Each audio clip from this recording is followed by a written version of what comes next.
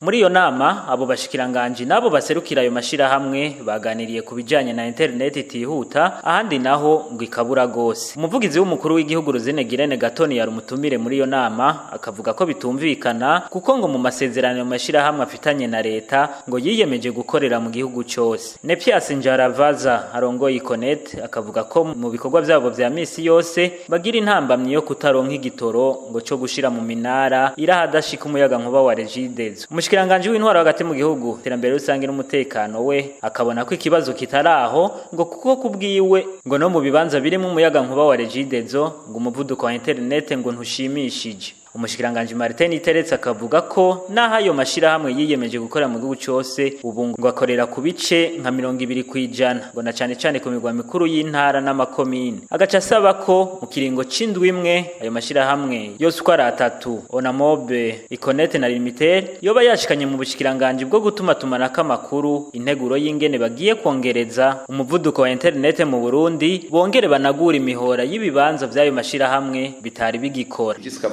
Muduha plan numuze kwitwaza ngo na mobe ngo ni ya leta no siho turi bishoboka muzokora bidashoboka naho mutubwiye muti twebwe nubundi turabo gutonda gusa ntangorane mugo twe dukeneye service nziza umwene gihugu yibonamo nawe nyene. Umushikiranganje wo gutuma tumaraka amakuru Leo Kadinda Cayisaba nawe anegura ko hari ahayo mashirahamwe atamenyesha mu bushikiranganje ingora nagira.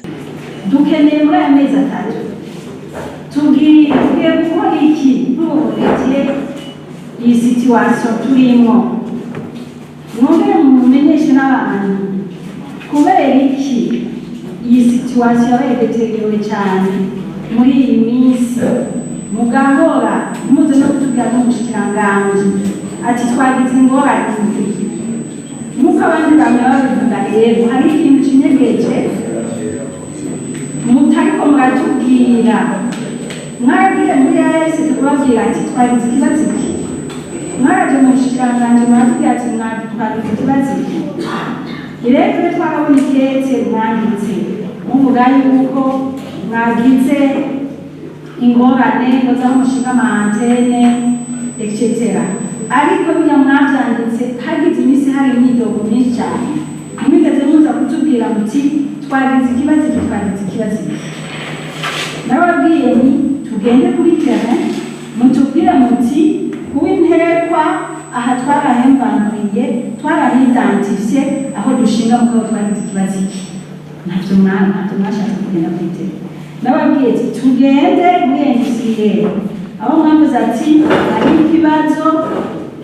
hari umuntu yavugishije ariko arabirukana mwige mushaka tugenda kubaza tubaze uwo muntu turisubize nababwiye ati tugende aho mwavuze ko mwari mwatanze amafaranga hariya kuri Nyabugete bizingwe bihara tubaze ngorane tuzikurikirane muri ubuha ngo mwavuze ko ubuha ingana zikete byo guhagarika ibyo byose muravuga muti muca mwahinduye imvuga ahubwo muvuga yuko mutarahinda ikibazo nabajije navuze none mwe no mwari mwabitatse tubafashe mutaridantifya hakenewe murumva ko hariho ikintu umenga kitameze neza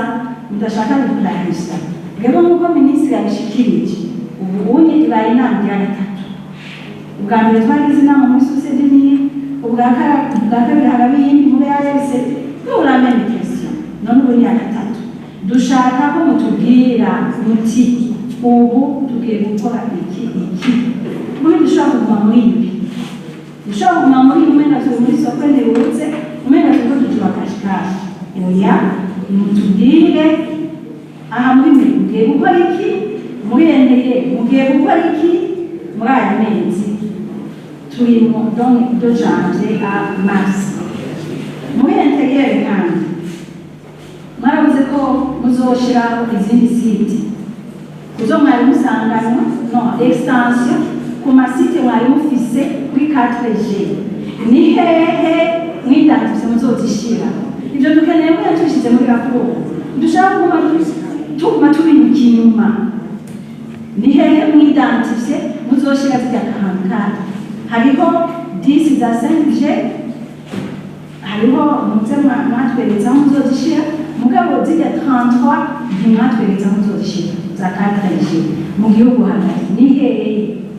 cyane bimeze ifuko n'abaguverineri bagenda bumviriza ese mwarakoranye mwigeze mwegera abaguverineri muvuge muti aha hantu pour exemple nuzeye ngire extension réseau aka gace kabone réseau ati ngaha nimumfashe ukuntu nananiriwa abenegihugu byase kutumvikana cyane nta mumufasha nduwe nimba abenegihugu banse nimumfasha tukumvikana ibyo byose ntabyo mwagize kuko abaguverineri bari ngaha nta n'umwe murashikira muvuga muti nawe ugize kandi y'igitoro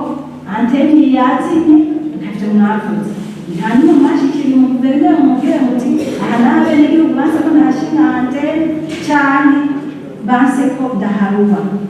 ivyo byose ntavyo mwavuze.